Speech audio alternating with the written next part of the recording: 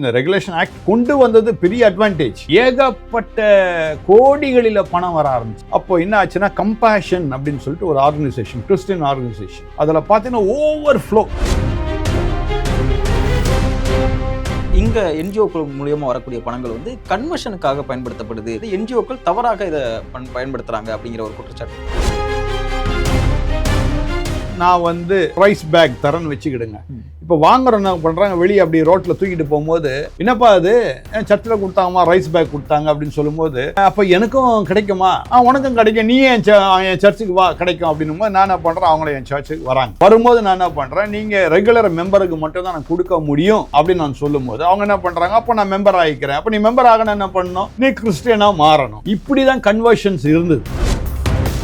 பொதுவாக சொல்லப்படுறது அந்த வடகிழக்கு மாநிலங்களில் இந்த மாதிரியான என்ஜிஓக்கள் முழுவதுமாகவே கன்வர்ஷனுக்காக மட்டும்தான் இந்த என்ஜிஓக்களை செயல்படுத்துறாங்க. இது எல்லாருக்கும் தெரிஞ்ச விஷயம், இது பிளண்டா நடக்கிற விஷயம், இதெல்லாம் சொல்றதுக்கு பயப்படுறாங்க. ஸோ அருமையான உள்துறை அமைச்சர் அமித்ஷா அவர்கள் இதுக்கு ஒரு நல்ல ஒரு முற்றுப்புள்ளியை வைக்கிறார்.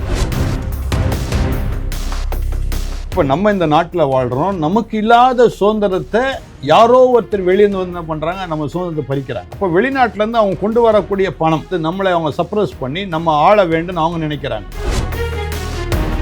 ஸோ இன்னைக்கு இந்திய தேசம் சுதந்திரமாக இருக்கிறதுக்கு வழியை அமைக்கின்ற அருமையான பிரதமர் மோடி அவர். FCRA ரெகுலேஷன்ஸ் ஆரம்பிச்சு ஒவ்வொருத்தரையா டைட்டன் பண்ண ஆரம்பிக்கும் போது ஒவ்வொருத்தரா மாட்டுறாங்க. மாட்டினோன்னு என்ன சொல்றாங்க, இந்த கவர்மெண்ட் சரியில்லை அப்படின்றாங்க. ஆன்மீகம் என்று சொல்லிக் கொண்டு வீணாக தவறு செய்கின்ற பேராயர்களை தயவுசெய்து கொண்டு போய் உள்ள தள்ளு சிறைச்சாலை.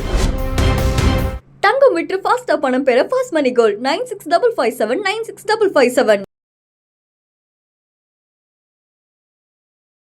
பேசு தமிழா பேசினீர்களுக்கு வணக்கம். இன்றைய சிறப்பு நேர்காணலில் நம்மோடு இணைந்திருக்கும் சிறப்பு விருந்தினர் ஆர்ச் பிஷப் குணசேகரன் சாமுவேல் அவர்கள். சார் வணக்கம். சார் வணக்கம். வணக்கம். ஓகே, பெரும்பான்மையான மக்களுக்கு இந்த ஃபாரின் எக்ஸ்சேஞ்ச் ரெகுலேஷன் ஆக்டை பற்றி நிறைய குழப்பங்கள் இருக்கலாம். நீங்கள் எப்படி பார்க்குறீங்க சிறுபான்மையினராக? இதில் ஃபஸ்ட்டு இந்த ஃபாரின் எக்ஸ்சேஞ்ச் ரெகுலேஷன் ஆக்ட் எப்படி செயல்படுது? நிறைய பேருக்கு இது ஒரு தப்பான ஒரு கண்ணோட்டத்தோடு பார்க்குறாங்க. சில பேர் இன்னும் மத்திய அரசு எங்களை ஒடுக்குது, சிறுபான்மையினராக இன்னும் அவங்க அப்ரோச் பண்ணப்படுறாங்க அப்படிங்கிற மாதிரி நிறைய பார்வைகள் இருக்குது. உங்களோட பார்வையில் இது எப்படி செயல்படுது, எங்கேருந்து எப்படிலாம் ஃபண்டு வருது, இந்த மாதிரியான விஷயங்கள்லாம்? இந்த FCRAன்றது ஒரு நல்ல ஒரு ரெகுலேஷன், நல்ல ஒரு ஆக்ட். இது அதில் அமெண்ட்மெண்ட் பண்ணியிருக்காங்க. சரியானபடி பயன்படுத்தினா நிச்சயமாக அதை யார் யூஸ் பண்ணுறாங்களோ அவங்களுக்கு தான் பெரிய அட்வான்டேஜ். ஓகே, இது தெரியாத நிலையில் தான் அவங்க என்ன பண்ணுறாங்க, இதில் சிக்கலில் மாட்டிக்கிறாங்க. ஓகே, அதாவது ஃபாரினர்ஸ் ஒரு காலத்தில், அதை நான் சொல்கிறது ஒரு 30 years பேக், நீங்கள் என்ன கேட்டாலும் அவங்க கொடுத்துக்கிட்டே இருந்தாங்க. ஓகே, ஃபாரின்லேருந்து அவங்க கொடுத்துக்கிட்டே இருந்தாங்க. இது ஃபண்டு இது மக்களுக்கு ரொம்ப விரிவாக தெரியும் நினைக்கிறேன். இந்த ஃபண்டு முதல்ல எப்படி வருது அங்கே ஃபாரின்லேருந்து, எது மூலியமாக?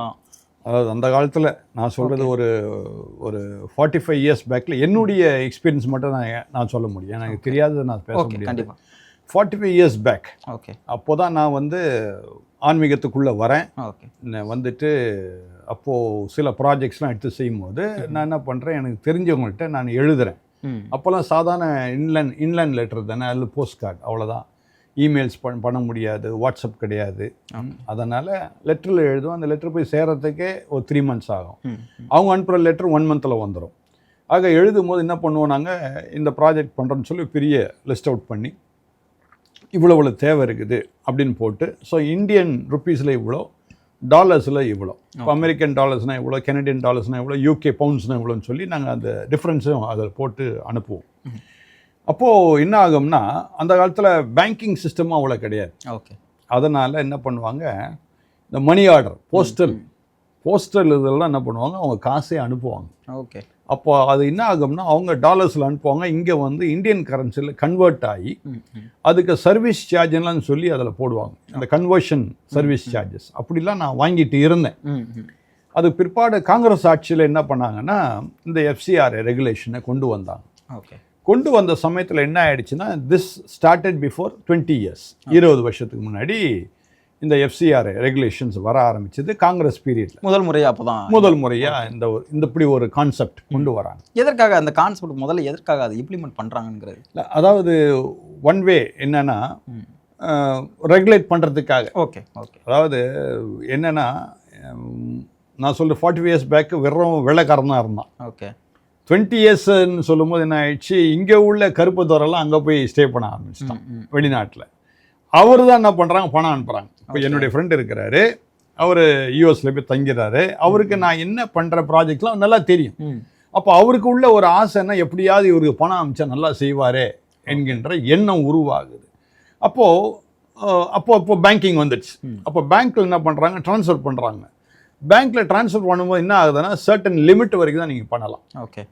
நாட் மோர் தென் 2 lakhs அல்லது 5 lakhsன்ற மாதிரி ஒரு லிமிட்டேஷன் வச்சாங்க.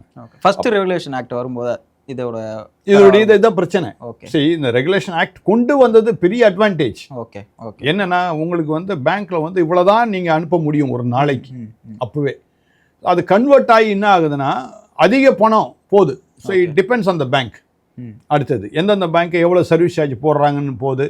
அடுத்தது என்ன ஆகுதுன்னா, டே டு டே உங்களுடைய கன்வர்ஷனுடைய அந்த ரேட் ஆஃப் இது கரன்சி, ரேட் ஆஃப் கரன்சி. ஒரு நாள் வந்து அங்கே வந்து 80 ரூபா இருக்கும், ஒரு நாள் 81, 82, திடீர்னு 60 ஆகும். அந்த மாதிரிலாம் மாறி மாறி வரும்போது இந்த கன்வர்ஷனில் ப்ராப்ளம் வரும். ஓகே. இதெல்லாம் வேறு இருக்குது. அதில் எஃப்சிஆர் உள்ள என்ன ஆகுதுன்னா, இப்போ டைரெக்டாக என்ன ஆகுதுன்னா, இந்த சர்வீஸ் சார்ஜ்ன்றது டைரெக்டாக கவர்மெண்ட்டுக்கு போகுது. ஓகே. ஈவந்தோ அது பேங்க் மூலமாக வந்தாலும் கவர்மெண்ட்டுக்கு போகுது சர்வீஸ் சார்ஜ் மாதிரி. ஸோ ப்ராப்ளம் இல்லாமல் இருந்தது. அதுக்கப்புறம் என்ன பண்ணாங்க, கொஞ்சம் நிறையா அதில் அடுத்தது என்னென்னா, நீங்கள் எவ்வளோ அமௌண்ட் வேணாலும் அனுப்பலாம். ஓகே. 1 crore கூட அட் அ டைம் அனுப்பலாம். இந்த ப்ராஜெக்ட் 1 crore வேணும் எனக்கு அப்படின்னா அட் அ டைம் 1 crore அவங்க வெளிநாட்டிலேருந்து அனுப்புவாங்க. நமக்கு அந்த 1 crore என்ன ஆகும், இங்கே கவர்மெண்ட்டுக்கு என்ன சர்வீஸ் சார்ஜ் அதை மட்டும் கொடுத்துட்டு மிச்சம் நம்ம எடுத்துக்க போகிறோம். ஸோ இப்படி நல்லா அருமையாக நடந்தது. இப்படி நடக்கும்போது ஏகப்பட்ட கோடிகளில் பணம் வர ஆரம்பிச்சது. ஓகே. அப்போ என்ன ஆச்சுன்னா, கம்பேஷன் அப்படின்னு சொல்லிட்டு ஒரு ஆர்கனைசேஷன், கிறிஸ்டியன் ஆர்கனைசேஷன். ஓகே. அதில் பார்த்தீங்கன்னா ஓவர் ஃப்ளோ. ஓகே. அந்த கம்பேஷன் டைரக்டரே கூப்பிட்டு நீங்கள் எவ்வளோங்க அவங்களுடைய டியூட்டி தான் என்ன, அந்த நீங்கள் சொல்லக்கூடிய அந்த ஆக்சுவலாக அவங்க ப்ராஜெக்ட்ஸ் பார்த்தீங்கன்னா ரொம்ப அருமையான ப்ராஜெக்ட்ஸ். ஓகே. அதாவது கவர்மெண்ட்டை என்ன பண்ணாங்க, அவங்களுக்கு இந்த ப்ராஜெக்ட்ஸை கொடுத்தாங்க. இப்போ நரிக்குறவர்கள் அவங்களுக்கு முதல்ல டென்ட் மேக்கிங், அடுத்தது அவங்களுக்கு எஜுகேஷன், ஓகே, அவங்களுக்கு ஃபுட்டு, இப்படி நரிக்குறவர்கள் ஜிப்சி இதுன்னு ஒன்று இருந்தது. அப்புறம் என்ன, லெப்ரசி மிஷன் சொல்லி வச்சுருந்தாங்க. இந்த லெப்ரசி மிஷனுக்கு எல்லாரும் என்ன நினைக்கிறாங்க, அருமையான கல்கட்டாவில் ஒருத்தர் இருந்தாங்களே லெப்ரசி இது செய்தாங்க, அவங்க மட்டும்தான் செய்தாங்கன்னு எல்லாம் நினச்சிட்டு இருக்கிறாங்க. Never at all. நான் கூட லெப்ரசி மிஷன் செய்திருக்கிறேன் செங்கல்பட்டில். அங்கே பக்கத்தில் ஒரு காலனி இருக்குது, லெப்ரசி காலனின்னு இருக்குது. என்ன பண்ணுவாங்க அவங்களுக்கு ஆக்சுவலாக மருந்து வேணும். ஓகே. அவங்க பிச்சை தான் எடுக்கிறாங்க, வேறு வழி இல்லை. பட் அந்த காலத்தில் அவங்க எடுக்கிற பிச்சை இவ்வளோ நிறைய காசு கிடையாது, மருந்து வாங்க முடியாது. ஸோ மருந்து வாங்குறதுக்கு நாங்கள் காசு தருவோம். அது மட்டும் இல்லாமல் அவங்களுக்கு ஃபுட்டுக்கு ரைஸு இதெல்லாம் நாங்கள் கொடுப்போம். ஸோ இந்த லெப்ரசி மிஷன் இது ஒரு நல்ல இது. மூணாவது என்னென்னா, ஹெச்ஐவி எய்ட்ஸ் இருந்தது. இப்போ இந்த ஹெச்ஐவி எய்ட்ஸ் ப்ராஜெக்டில் நான் பண்ணியிருக்கிறேன். ஸோ ஹெச்ஐவி எய்ட்ஸ்ன்றது ஒரு பயங்கரமான ஒரு காரியம். அதாவது நிச்சயமாக சாக தான் செய்வாங்க, வேறு வழி இல்லை. பட் என்னென்னா, ஒரு 10 years அவங்க உயிரை சஸ்டெயின் பண்ணுறதுக்கு மாத்திரை கவர்மெண்ட்லேயும் கிடைக்கும், ப்ரைவேட்லேயும் கிடைக்கும். இப்போ கவர்மெண்ட்டில் வந்து கொஞ்சம் தான் கிடைக்கும், லிமிட்டடு, இத்தனை பேருக்கு தான் கொடுக்க முடியும்னு இருக்கும். பட் ப்ரைவேட்டில் வாங்கும்போது பயங்கர பணம், அது வெரி எக்ஸ்பென்சிவ். ஸோ இதுக்கெல்லாம் நாங்கள் என்ன பண்ணுவோம், அவங்களுக்கு பணத்தை கொடுத்து, அந்த மாதிரி ஆட்கள் வரும்போது அவங்களுக்கு கண்டுபிடிச்சி அவங்களுக்கு கொடுத்து அவங்க லைஃப்பை சஸ்டெயின் பண்ணுறதுக்கு வேணால் நாங்கள் உதவி செய்யலாம். ஸோ இப்படி ஃபாரின் ஃபண்ட்ஸ் நல்ல உதவியாக இருந்தது. இதை கம்பேஷன் என்கின்ற ஒரு ஆர்கனைசேஷன் செய்தாங்க, வேர்ல்டு விஷன் ஆர்கனைசேஷன் செய்தாங்க. பட் என்ன ப்ராப்ளம்னா, எப்பவுமே மேலே இருக்கிறவங்க கரெக்டாக தான் இருப்பாங்க. ஓகே. மேலே ஆனால் கீழே இருக்கிறவங்க என்ன பண்ணுறாங்க, அவங்க என்ன பண்ணுவாங்க, ஏதாவது ஒன்று சொல்லுவாங்க, இவ்வளோ நாங்கள் செலவு பண்ணோம், அவ்வளோ செலவு பண்ணோம் அப்படின்னு சொல்லுவாங்க. அவங்க மேலே இருக்கிறவங்க என்ன பண்ணியிருக்கணும், அதை செக் பண்ணியிருக்கணும். நான் இவங்க சரியானபடி அந்த பில்ஸ் கொடுக்குறாங்களா, ரெசிப்ட் கரெக்டாக போட்டிருக்காங்களா, இந்த வவுச்சர்ஸ் கரெக்டாக இருக்குதா, சரியாக ஆடிட்டிங் போதா அப்படி அந்தந்த டேரக்டர்ஸ் பார்த்துருக்கணும். அந்த டேரக்டர்ஸ் அவங்களுக்கு என்னென்னா நல்லா சுகமாக, கொஞ்சம் திங்க் பண்ணி பாருங்கள், ஒரு 30 years பேக் இந்த மாதிரி ஏசின்றதே கிடையாது. அப்படி ஏசியில் இருந்தவங்க யாருன்னா பயங்கர லேக்கியர் தான் இருப்பாங்க. அப்போ குரோர்பத்தி கிடையாது, லேக்கியர்ஸ் 30 years பேக். அப்போ இந்த மாதிரி ஆட்கள்லாம் என்ன பண்ணால் நல்ல சொஃபிஸ்டிகேட்டடாக ஜாலியாக இருக்கும். நல்ல ஒரு பெரிய ஒரு அந்த காலத்தில் பென்ஸ் கார்னாலே வாயை புழக்கக்கூடிய காலம். அந்த மாதிரி கார்லாம் வாங்கிட்டு அவங்க போகக்கூடிய அந்த நிலையில் இந்த எஃப்சிஆர் பணம் இருக்கவே காங்கிரஸ் ரெஜிமில் இதை கவனிச்சாங்க. ஓகே. அப்போ இந்த பணங்கள், அதாவது பொதுவாக சமூக வலைதளங்களில் பேசக்கூடிய விஷயங்கள், இங்கே என்ஜிஓக்கள் மூலியமாக வரக்கூடிய பணங்கள் வந்து கன்வர்ஷனுக்காக பயன்படுத்தப்படுது. ஸோ தவறான முறைகளில் இந்த பணங்கள் அப்படிங்கிறது பயன்படுத்தப்படுது, என்ஜிஓக்கள் தவறாக இதை பயன்படுத்துகிறாங்க அப்படிங்கிற ஒரு குற்றச்சாட்டு இருக்குல்ல. ஸோ அதெல்லாம் எப்படி பார்க்குறீங்க? அது மாதிரியான விஷயங்கள் நடந்ததா? அதாவது என்னன்னா, இல்லை, ஏன்னா இந்த என்ஜிஓக்கள் நிறைய பார்ட்டிகளுக்கு, அதாவது குறிப்பாக பொலிட்டிக்கல் பார்ட்டிஸ்க்கு வந்து பயன்படுத்தப்படுவதாகவும், அந்த பொலிட்டிக்கல் பார்ட்டியோட இன்ஃப்ளூயன்ஸுமே அந்த என்ஜிஓக்களில் இருக்கிறதாகவும் எல்லாம் பேசப்படுது. நேச்சுரல் இது என்னென்னா, இப்போ நான் ஒரு பிஷப். இப்போ என்னுடைய சர்ச்சுக்குள்ளே வர்றவங்களுக்கு மட்டும்தான் அவங்களுக்கு என்ன பிரச்சனைன்றது எனக்கு தெரியும். சர்ச்சுக்கு வெளியே இருக்கிற பிரச்சனை எனக்கு தெரியாது, தெரிய வேண்டிய அவசியம் எனக்கு கிடையாது. அப்போது என் சர்ச்சுக்கு வர்றவங்களுக்கு நான் வந்து ரைஸ் பேக் தரேன்னு வச்சுக்கிடுங்க. இப்போ வாங்குறோம் என்ன பண்ணுறாங்க, வெளியே அப்படி ரோட்டில் தூக்கிட்டு போகும்போது, என்னப்பா அது என் சர்ச்சில் கொடுத்தாங்கம்மா, ரைஸ் பேக் கொடுத்தாங்க அப்படின்னு சொல்லும்போது, அப்போ எனக்கும் கிடைக்குமா? உனக்கும் கிடைக்கும், நீ என் சர்ச்சுக்கு வா, கிடைக்கும் அப்படின்னும் போது நான் என்ன பண்ணுறேன், அவங்கள என் சர்ச்சுக்கு வராங்க. வரும்போது நான் என்ன பண்ணுறேன், நீங்கள் ரெகுலர் மெம்பருக்கு மட்டும் தான் நான் கொடுக்க முடியும் அப்படின்னு நான் சொல்லும்போது அவங்க என்ன பண்ணுறாங்க, அப்போ நான் மெம்பர் ஆகிக்கிறேன். அப்போ நீ மெம்பர் ஆகணும் என்ன பண்ணணும், நீ கிறிஸ்டியனாக மாறணும். ஓகே, வழங்குதா? அப்போ நீ கிறிஸ்டியனாக மாறினா நான் உனக்கு என் சர்ச் மெம்பர் ஆக்குவேன். என் சர்ச் மெம்பர் ஆச்சுன்னா நான் உனக்கு இந்த ரைஸ் பேக்லாம் தருவேன். இப்படி தான் கன்வர்ஷன்ஸ் இருந்தது. ஓகே, பட் நான் அதெல்லாம் நான் செய்யலை. பட் இட் வாஸ் ஹேப்பனிங், அந்த மாதிரி நடந்து கொண்டு இருந்தது. ஆமாம். ஓகே, அதனால் நீங்கள் கேட்ட கேள்விக்கு நான் இல்லைன்னு சொல்லக்கூடாது, மறுக்கக்கூடாது. I should tell the truth. இந்த மாதிரி ஒரு காரியம் நடந்து இந்தியா முழுமைக்குமே இந்த மாதிரியான விஷயங்கள் நடந்துதான். ஆமாம், இந்தியா முழுமை, Pakistan, not only India, Pakistan, ஸ்ரீலங்காலாம் எடுத்துக்கிட்டா இதே தான். ஓகே, ஈவன் மலேசியா எடுத்துக்கிட்டா இதெல்லாம். இதற்காகவே சில அமைப்புகள் ஃபாரின்ல இருந்து செயல்பட்டதாகலாம். அதாவது இல்லை அவங்க வந்து நம்ம இந்தியாவில் இருக்கக்கூடியவர்கள் என்ன பண்ணுவாங்கன்னா, எனக்கு தெரிஞ்சு ஒரு உதாரணத்தை நான் சொல்கிறேன், just for an example what I சா. ஓகே, நேரடியாக நான் பார்த்ததை நான் சொல்கிறேன். பல்லாவரத்தில் பார்த்தீங்கன்னா ஒரு காலத்தில் வெட்ரல் லைன்ஸ்ன்னு சொல்லுவாங்க, இப்போ இருக்குது. ஓகே, அந்த வெட்ரல் லைன்ஸ் பக்கம் பார்த்தீங்கன்னா லைனாக ஏறக்கூடிய ஒரு 100 ஜிப்சி குடும்பம் வாழ்ந்துட்டு இருப்பாங்க ஆன் த பிளாட்ஃபார்ம். என்ன, அந்த மக்களுக்கு என்ன பண்ணுவார், அங்கே பக்கத்தில் ஒரு பாஸ்டர் இப்போ இருக்கிறாரு. அந்த காலத்தில் அவர் என்ன பண்ணுவாருன்னா அரிசி பொரியை போடுவார். ஓகே, அரிசி பொரி எல்லாருக்கும் தெரியும். ஆயுத பூஜை வந்து அரிசி பொரி தான் பெருசாக வச்சுருப்பாங்க. அந்த அரிசி பொரியை பார்க்கும் போதெல்லாம் எனக்கு அந்த காட்சி ஞாபகம் வந்துடும். ஓகே, அந்த பாஸ்டர் போது சண்டே அன்னைக்கு ஒரு தட்டில் அரிசி பொரியை போட்டுட்டு இவர் என்ன பண்ணுவார், அந்த காலத்தில் வீடியோ கிடையாது, ஃபோட்டோ எடுப்பார். அப்போ ஃபோட்டோ எடுக்கும் போது பார்த்தீங்கன்னா அந்த அரிசி பொரி எப்படி விழும்னா பெரிய பெரிய ரைஸ் மாதிரி விழும்.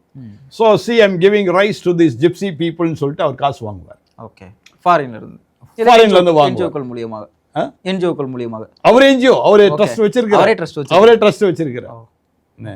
ஆனா அதுலயுமே நிறைய இந்த கிளை அமைப்புகளுக்கு கொடுக்கறதுக்கான வாய்ப்புகளுமே இருந்தது. இந்த ஆக்ட்ல தான் அதெல்லாம் ரெகுலேட் பண்ணிருக்காங்க. கிளை அமைப்புகள் கொடுக்கறதுனா என்னுடைய ட்ரஸ்ட் கீழே இருக்கிறவங்களுக்கு தான் நான் கொடுப்பேன், வேற இன்னொருத்தருக்கு இண்டிவிஜுவலுக்கு நான் கொடுக்க மாட்டேன். ஓகே, என் ட்ரஸ்ட் கீழே வேலை செய்யறவங்களுக்கு நான் என்ன பண்றேன், I am giving a project, இந்த ப்ராஜெக்ட் நீ செய்ப்பா, இந்த ட்ரஸ்ட் பேர்ல செய்ப்பா அப்படின்னு நான் கொடுக்குறேன். இப்போ அவர் என்ன செய்யறாருன்னு எனக்கு தெரியாது. ஓகே, ஏதோ ஒரு வகையில் நான் ஒன்று செய்கிறேன்னு சொல்லி எனக்கு ஒரு ரெக்கார்ட், அவ்வளோதான், முடிஞ்சு போச்சு. அதை வச்சு நான் போட்ட ரிப்போர்ட் அனுப்புகிறேன். இப்போ என்ன ஆச்சு, காங்கிரஸ் பீரியடில் இதை கண்டுபிடிச்சி இந்த கம்பேஷன் அண்ட் வேர்ல்டு விஷன் ரெண்டுத்தையும் க்ளோஸ் பண்ணிட்டாங்க. சரியா, அதுக்கு பிற்பாடு கொஞ்சம் கொஞ்சமாக அதை டைட்டன் பண்ண ஆரம்பிக்கிறாங்க இவங்க. ஏன்னா இவங்க 2 பேர் தான் மேஜர் ஆர்கனைசேஷன்ஸ், ட்ரஸ்ட் வச்சிருக்கிறவங்க, எஃப்சிஆர்ஐ வச்சிருக்கிறோம், இவங்க தான் மேஜர் ஆர்கனைசேஷன்ஸ். இப்போது எனக்கே பணம் வேணும்னா நான் என்ன பண்ணி ஆகணும், அவங்கள்ட்ட சொல்லணும், எஃப்சிஆரை நீங்கள் வச்சுருக்கீங்க, நீங்கள் இந்த பணத்தை வாங்கி கொடுங்க, அப்போ என் மூலமாக நீங்கள் அனுப்புங்கன்னா அப்போ அவங்க என்ன பண்ணுவாங்க, அவங்க ஒரு இன்சென்டிவ் எடுத்துக்குவாங்க. ஓகே, எனக்கே அந்த காலத்தில் ஒரு 10,000 ரூபா வந்துச்சு, விளங்குதா? அந்த 10,000 ரூபா வாங்குறதுக்கு என்கிட்ட என்னன்னா அக்கௌண்ட் இல்லை. ஓகே, பேங்க் அக்கௌண்ட் என்கிட்ட இல்லை. அப்போது மலை போல் ஒரு ஆன்மீக தலைவரை நினச்சி, நீங்கள் இவ்வளோ பெரிய, எனக்கு ரொம்ப டியர் ஃப்ரெண்டு வேறு அவர், எங்கள் வீட்டுக்கெலாம் வந்துட்டு போவார், அதனால் அவர் பேங்க் அக்கௌண்ட்டை நீங்கள் மத தலைவர் மீன்ஸ் அதே சிறுபான்மையினர் தானா இல்லை வேற மத தலைவர்? கிறிஸ்தவ மத தலைவர். ஓகே, ரைட், இப்படி சொன்னால் உங்களுக்கு புரியும்னு நினைக்கிறேன். ஏன் சிறுபான்மையர், கிறிஸ்தவ மத தலைவர். ஓகே, இப்போ அவர் உயிரோடு கூட இல்லை. எனக்கு ரொம்ப ரொம்ப டியர் அவர். சரியா, எங்கள் வீட்டுக்கெலாம் வந்துட்டு போகிறார். அதனால நான் சொல்கிறேன், உங்கள் பேங்க் அக்கௌண்ட் கொடுங்கண்ணே, நான் அதில் அனுப்ப சொல்கிறேன் அப்படின்னு சொல்லிட்டு அவங்க என்ன பண்ணுறாங்க, 10,000 ரூபாய். சரி, 10,000 ரூபாய்னா யோசித்து பாருங்கள், லாங் பேக் 40 years பேக் 10,000 ரூபாய் வந்து ஒரு 10 லட்சம் மாதிரி இன்னைக்கு. ஸோ அந்த 10,000 ரூபாய் என்ன பண்ணுறாங்க, அந்த அக்கௌண்ட்டுக்கு அனுப்புகிறாங்க. இவர் என்ன சொல்கிறார், வரவே இல்லை வரவே இல்லை வரவே இல்லை வரவே இல்லை, ஒரு வருஷமாக வரவே இல்லைன்னு பாட்டு பாட்டார். அப்போ அவங்கள்ட்ட கேட்கும் போது அவங்க என்ன சொல்லணும், பணம் அனுப்பிச்சிட்டோன்னு. அதுக்குடைய ரெசிப்ட் அவங்க அனுப்புகிறாங்க. கொண்டு போய் காட்டுறீங்க பாருங்கள் ரெசிப்ட்டு, பணம் அனுப்பிச்சிருங்க உங்கள் பேங்க் அக்கௌண்ட்டில் பாருங்கள், உங்கள் அக்கௌண்ட் நம்பர் இருக்குது பாருங்கள் அப்படின்னு சொன்னால், இல்லவே இல்லை நீ என்னை பொய் பேச சொல்கிறியா நீ அப்படின்றாரு அவர். அப்போது வேறு வழி இல்லை, 10,000 ரூபா போச்சு. இப்படி ஏமாத்தினவங்களாம் இருக்கிறாங்க. That was on account. ஆனால் இப்போ எஃப்சிஆர்ஐயில் அப்படி பண்ணுறாங்க. அதனால தான் என்ன ஆயிடுச்சு, இப்போ என்ன மாதிரி ஏமாந்தவன் என்ன பண்ணுவேன், இந்த மாதிரிலாம் பண்ணுறாங்கன்னு சொல்லி நான் புகார் அளிக்கிறேன். ஓகே, நான் போய் கம்ப்ளைண்ட் பண்ணுறேன். கம்ப்ளைண்ட் பண்ணும்போது என்ன ஆச்சு, ரியல் எஃப்சிஆர்ஐ ரெகுலேஷன்ஸ் ஆரம்பிக்குது. இப்போ ஆரம்பித்து ஒவ்வொருத்தரையாக டைட்டன் பண்ண ஆரம்பிக்கும் போது ஒவ்வொருத்தராக மாட்டுறாங்க. மாட்டினோன்னு என்ன சொல்கிறாங்க, இந்த கவர்மெண்ட் சரியில்லை அப்படின்றாங்க. ஏன் இப்போது எல்லாரும் என்ன பண்ணுறாங்க, நம்முடைய பிஜேபி கவர்மெண்ட்டை மோசம், மோடி மோசம்ன்றாங்க. ஏன் காங்கிரஸ் இருக்கும் போதே இந்த பிரச்சனை ஆச்சே. காங்கிரஸுக்கு 60 ஆர்கனைசேஷன் க்ளோஸ் பண்ணிட்டாங்க. ஓகே, ஆனால் இப்போ அதற்கு மேலே நிறைய என்ஜிஓக்களுக்கான லைசன்ஸ் வந்து கேன்சல் செய்யப்பட்டது. இட்ஸ் நேச்சுரல் தானேங்க. அதாவது அன்னைக்கு இருந்த ட்ரஸ்ட் பாப்புலேஷன் வேற, இன்னைக்கு இருக்க ட்ரஸ்ட் பாப்புலேஷன் வேற. என்ன காரணத்தினால இந்த என்ஜிஓக்களுடைய இந்த லைசன்ஸ் அப்படிங்கிறது அனுமதி மறுக்கப்படுது? நிறைய என்ஜிஓ அனுமதி மறுக்கப்படலைங்க, லைசன்ஸ் வந்து கேன்சல் பண்ணியிருக்கதாலாம். ஏன்னா நீங்க ஆடிட்டிங் சரியா வைக்கல. பொதுவாக சொல்லப்படுறது அந்த வடகிழக்கு மாநிலங்களில் இந்த மாதிரியான என்ஜிஓக்கள் முழுவதுமாகவே கன்வர்ஷனுக்காக மட்டும்தான் இந்த என்ஜிஓக்களை செயல்படுத்துறாங்க. அங்கிருந்து வரக்கூடிய இந்த ஃபாரின் ஃபண்ட்ஸ் எல்லாத்தையுமே வந்து கன்வர்ஷனுக்காக மட்டுமே செயல்படுத்தப்படுது. அதற்காக கூட நிறைய லைசன்ஸ், என்ஜிஓக்களுடைய லைசன்ஸ் வந்து கேன்சல் செய்யப்பட்டதாகலாம் சொல்லப்படுது. உள்துறை அமைச்சருமே கூட நிறைய விளக்கங்கள் கொடுத்துருக்காங்க. இதை பற்றி என்ன நினைக்கிறீங்க? இது எல்லாருக்கும் தெரிஞ்ச விஷயம், இது பிளண்டாக நடக்கிற விஷயம். இதெல்லாம் சொல்கிறதுக்கு பயப்படுறாங்க. என்ன இப்போ என்ன நேச்சுரலாக இப்போ ஒன்றும் இல்லை. இப்போ நடுவில் இப்போது வெஸ்ட் பெங்கால் எலெக்ஷன் நடக்குது. வெஸ்ட் பெங்கால் எலெக்ஷனில் இந்த தடவை மம்தா பானர்ஜி ஏன் தோத்தாங்கன்னு எல்லாருக்கும் தெரியும். டோட்டலாக பங்களாதேஷ் பீப்புள் உள்ளே இருந்தாங்க. இப்போ எல்லாத்தையும் ஸ்க்ரூட்டனைஸ் பண்ணோன்னே பங்களாதேஷ் பீப்புள் வெளியே போனாங்க. வெளியே போனால் மம்தா பானர்ஜி தோத்துட்டாங்க. ஸோ அருமையான உள்துறை அமைச்சர் அமித்ஷா அவர்கள் இதுக்கு ஒரு நல்ல ஒரு முற்றுப்புள்ளியை வைக்கிறார். ஓகே, ஸோ இப்போது அருமையான மோடி என்ன சொல்கிறாரு, one India, make India, made in India. Very good. அதே தான் உள்துறை அமைச்சர் என்ன பண்ணுறாரு, இப்போ இந்த மாதிரி ஸ்க்ரூட்டனைஸ் பண்ணும்போது இந்த வெளியாட்களுக்கு இங்கே வேலை இல்லாமல் போயிடுது. இப்போ நம்ம இந்த நாட்டில் வாழ்கிறோம், நமக்கு இல்லாத சுதந்திரத்தை யாரோ ஒருத்தர் வெளியேருந்து வந்து என்ன பண்ணுறாங்க, நம்ம சுதந்திரத்தை பறிக்கிறாங்க. ஓகே, அவங்க எல்லாத்தையும் என்ஜாய் பண்ணிட்டு அவங்க போகிறாங்க. அப்போ வெளிநாட்டிலேருந்து அவங்க கொண்டு வரக்கூடிய பணம் இல்லை வேற ஏதாவது யுக்திகள் என்ன பண்ணுறாங்க, நம்ம வந்து நம்மளை அவங்க சப்ரஸ் பண்ணி நம்ம ஆள வேண்டும்னு அவங்க நினைக்கிறாங்க. அப்போ நமக்கு சுதந்திரம் இல்லாமல் போகுது. ஸோ இன்னைக்கு இந்திய தேசம் சுதந்திரமாக இருக்கிறதுக்கு வழியை அமைக்கின்ற அருமையான பிரதமர் மோடி அவர். 2004 காலகட்டங்களில் தமிழ்நாட்டில் இந்த சுனாமியால் பாதிக்கப்பட்ட நபர்கள் அப்போ வந்து நிறைய ஃபாரின் ஃபண்ட்ஸ் வந்ததாகவும் அது வந்து தவறான வழிகளில் இந்த மாதிரியான விஷயங்கள்லாம் பயன்படுத்தப்பட்டதாகலாம் நிறைய கேள்விப்படுறோம். ஸோ என்ன நடந்தது அந்த காலகட்டங்களில்? அதாவது இந்த 2004 பார்த்தீங்கன்னா சுனாமி வந்தது. Okay, tsunami was not an ordinary thing. Okay, அதாவது ஒரு பயங்கரமான காரியம். தமிழ்நாட்டிலே சுனாமியில் பாதிக்கப்பட்டவங்க, அது விசேஷமாக சென்னையில் நிறைய பேர் பாதிக்கப்பட்டாங்க. ஓகே, அந்த மாதிரி சமயத்தில் என்ன ஆச்சுன்னா, பாதிக்கப்பட்ட நபர்களுக்கு படகுகள், வீடுகள், அவர் இருக்க இடங்கள், இப்படி பல காரியங்களை வெளிநாட்டிலேருந்து தாங்களாகவே நிறைய கொடுத்தாங்க. அதில் Church of South India. Okay, எனக்கு நல்லா ஞாபகம் இருக்குது. அந்த நேரத்தில் காலம் சென்ற பேராயர் எஸ்ரா சர்குணம், ஓகே, எல்லாருக்கும் தெரியும். அவர் சாதாரணமாக பணம் வாங்கிட்டு இருந்தார் வெளிநாட்டிலேருந்து. அப்போ இந்த சுனாமியை காமிச்சு என்ன பண்ணுறார், பயங்கரமாக வாங்குறார். அடுத்த நான் படித்தது இந்துஸ்தான் வேதாம கல்லூரி கெல்லிஸில் இருக்குது, சென்னையில். சரியா, ஒரு நீங்கள் சின்ன பையனாக இருந்திருப்பீங்க அந்த வயசில். அந்த சைடு அந்த கெல்லிஸ் பக்கம் போனாலே நிறைய போட் செய்துகிட்டே இருப்பாங்க. இந்துஸ்தான் வேதாம கல்லூரி அந்த மைதானத்தில் போட் செய்துகிட்டே இருப்பாங்க. அங்கே பாபி குப்தா, பால் குப்தா வந்து ஃபவுண்டரு, அவர் பையன் பாபி குப்தா. இந்த பாபி குப்தாக்கு என்ன பண்ணுறாங்க, ஃபண்ட்ஸ் அப்படியே பயங்கரமாக ரிலீஸ் பண்ணுறாங்க வெளிநாட்டிலேருந்து. என்னென்னா இந்த மாதிரி சுனாமி பீப்புளுக்காக நாங்கள் ஹெல்ப் பண்ணுறோம் அப்படின்னு. அடுத்து எஸ்ரா சருகுணம், எனக்கு தெரிஞ்சவங்க நான் சொல்ல முடியும், தெரியாத நான் பேச முடியாது. இந்த பாபி குப்தா இவங்கெல்லாம் பண்ண ஃபண்ட்ஸ் அப்படியே பயங்கரமாக போடுறாங்க. அந்த நேரம் என்னென்னா இந்த ஃபண்ட்ஸை வச்சு யூஸ் பண்ணுறதுக்கு ஆட்கள் இல்லை. அப்போது யாரை காமிச்சு யார்கிட்ட பணம் வாங்குது? சரி, நீங்கள் வாங்கின பணம் அந்த ஆட்களுக்கு போய் சேர்ந்துதா? அப்படி சேர்ந்துருந்தா ரொம்ப சந்தோஷம். சரி, இது ஒரு பக்கம். 2015 சென்னையில் வெள்ளம் வந்துச்சு. அப்பவும் யாரு, ஜெயலலிதா அம்மையார் தான் முதலமைச்சர். இப்போ 2015 வெள்ளம் வந்தப்போ என்ன பண்ணுறாங்க, இதே மாதிரி சுனாமிக்கு மாதிரி என்ன பண்ணுறாங்க, CSI people, okay Church of South India என்ன பண்ணுறாங்க, அவங்களுடைய ஹெட் ஆஃபீஸ் எங்கன்னா ஆங்கிலிக்கன் கேண்டர்பரி. இப்போ நான் அதுங்க தான் அட்டாச் ஆகிருக்கிறேன். நான் அவங்களுக்கு கீழே இந்த கேண்டர்பரி கீழே சர்ச் ஆஃப் இங்கிலாந்து கீழே தான் நான் இருக்கிறேன். நான் டைரக்ட் கனெக்ஷன். இவங்க வந்து affiliated, CSI is an affiliated body with Anglican Church of England. சரியா? அப்போ 2015 இவங்க என்ன பண்றாங்க, பணம் கேட்கறாங்க. பணம் கேட்கும் போது அவங்க என்ன சொல்றாங்க, முடியாது. ஏன்னா சுனாமியில நாங்க கொடுத்த காசுக்கே நீங்க என்ன பண்ணல, இது வரைக்கும் எங்களுக்கு நீங்க எந்த ரிப்போர்ட்ஸும் கொடுக்கல. அடுத்தது அந்த அக்கௌண்ட்ஸ் இன்னும் சப்மிட் பண்ணல. அது 2004 இருந்து இப்போ 2026 ஆயிடுச்சு. 22 வருஷம் ஒரு கேஸ் இந்த கவர்மெண்ட்ல பெண்டிங்ல இருந்துச்சுன்னா அது காரணம் யாருன்னா அரசியல்வாதிகள் தான். ரைட்? ஆன்மீகம் என்று சொல்லிக் கொண்டு வீணாக தவறு செய்கின்ற பேராயர்களை தயவுசெய்து கொண்டு போய் உள்ள தள்ளு, சிறைச்சாலையில் தைரியமா தள்ளு, பயப்படாது. அதுக்கு நான் ஆதரவா நான் நிறைய டிப்ஸ் தரேன். இப்போ நம்ம வீட்டுக்கு திருடன் வந்துட்டான், திருடனை பிடிச்சி நம்ம காவல்துறையில் ஒப்படைப்போம், திருடன் வீட்டுக்குள்ள உட்கார வச்சுக்குவோம். இந்த வெள்ளக்கார பசங்களுக்கு கொஞ்சம் சில நேரம் கொஞ்சம் அறிவு கிடையாது, எதை எப்படி எந்த நேரத்தில் செய்யணும்னு தெரியாது. இந்த திருடனையே கூட வச்சுட்டு இருக்கிறாங்க. அப்போ நான் உண்மையை சொன்னேன். அப்போதான் எனக்கு அது கேஸ் என்ன, அந்த கேஸ் உடையதெல்லாம் கொடுங்கன்னு சொல்லி எல்லாத்தையும் இப்போ நான் கையில் வச்சிருக்கிறேன். ஆதாரத்தோடு நான் கையில் வச்சிருக்கேன். சும்மா ஒன்று நான் பேசலை. கேஸ் நம்பர் எனக்கு தெரியும், எப்போ ஃபைல் பண்ணாங்க தெரியும், யார் ஃபைல் பண்ணாங்க தெரியும், யாரெல்லாம் அதுக்கு அட்வொகேட்ஸ், எந்தெந்த கோர்ட்டில் அது வந்திருக்குது எல்லாமே நான் வச்சிருக்கேன். ஓகே சார், இதுவரை எங்களோட இணைந்து நிறைய விஷயங்களை பகிர்ந்துக்கிட்டீங்க. ரொம்ப நன்றி சார். நன்றி. உலக தமிழ் சொந்தங்களுக்கு வணக்கம். நான் ராஜவேல் நாகராஜன். பேசு தமிழா பேசு வலையொலியுடைய வளர்ச்சிக்கு நீங்களும் உறுதுணையாக இருக்கணும்னு நினச்சிங்கன்னா இந்த வீடியோடைய டிஸ்கிரிப்ஷனில் இருக்கக்கூடிய ரேசர் பே லிங்கை கிளிக் பண்ணுங்கள். அந்த லிங்க்கில் போயிட்டு உங்களுக்கு விருப்பமான தொகையை பேசு தமிழா பேசுவனுடைய வளர்ச்சிக்கு உங்களுடைய பங்களிப்பாக நீங்கள் கொடுக்கலாம். நன்றி, வணக்கம்.